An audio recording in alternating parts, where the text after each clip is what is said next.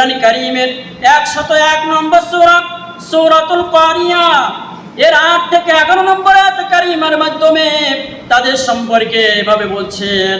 আল্লাহ তাআলা বলছেন যে ওয়া আম্মা মান খাফফাত মাওয়াজিনুহু ফাউম্মুহু হাওিয়া ওয়া মা আদরাকা মা হিয়া নারুন হামিয়া।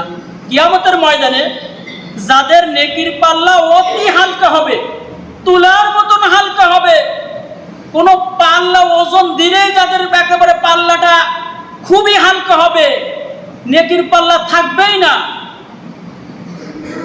গুনার পাল্লাটা যাদের বেশি ভারী হয়ে যাবে।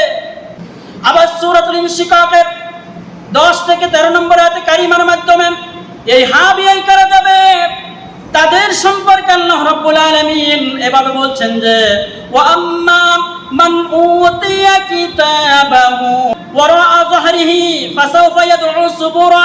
কিয়ামতের ময়দানে যাদের নেকির পাল্লা হালকা হবে তাদের পিছন দিক থেকে বাম হাতে আমলনামা আসবে। পিছন দিক থেকে কোন হাতে আমলনামা আসবে? বাম হাতে আমলনামা আসবে। ওয়া আম্মা মান উতিয়া কিতাবাহু ওয়ারা'a যাহরিহি ফাসাওফা ইয়াদউ সুবুরা। আল্লাহ তাআলা কি বলছেন? যারা এই যাদের নেকির পাল্লা হালকা হবে পিছন দিক থেকে তাদের আমলের খাতা বাম হাতে চলে আসবে, আর তখন তারা কি বলবে? ফাসাওফা ইয়াদউ সুবুরা। তখন তারা মৃত্যুকে ডাকতে থাকবে।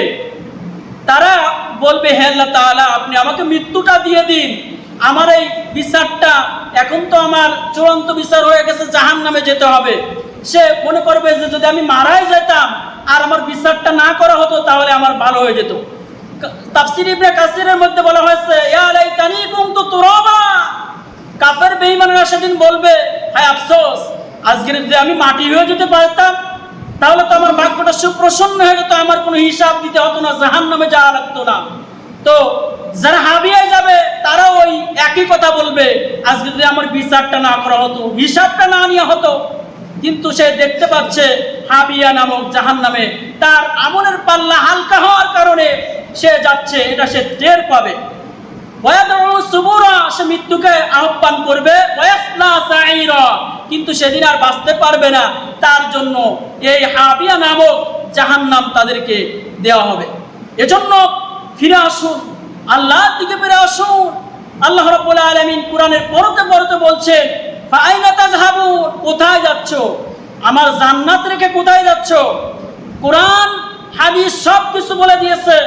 জান্নাত থেকে তোমরা কোথায় দৌড়াইতেছো? যেদিকে দৌড়াইতেছো ওটা জাহান্নামের পথ।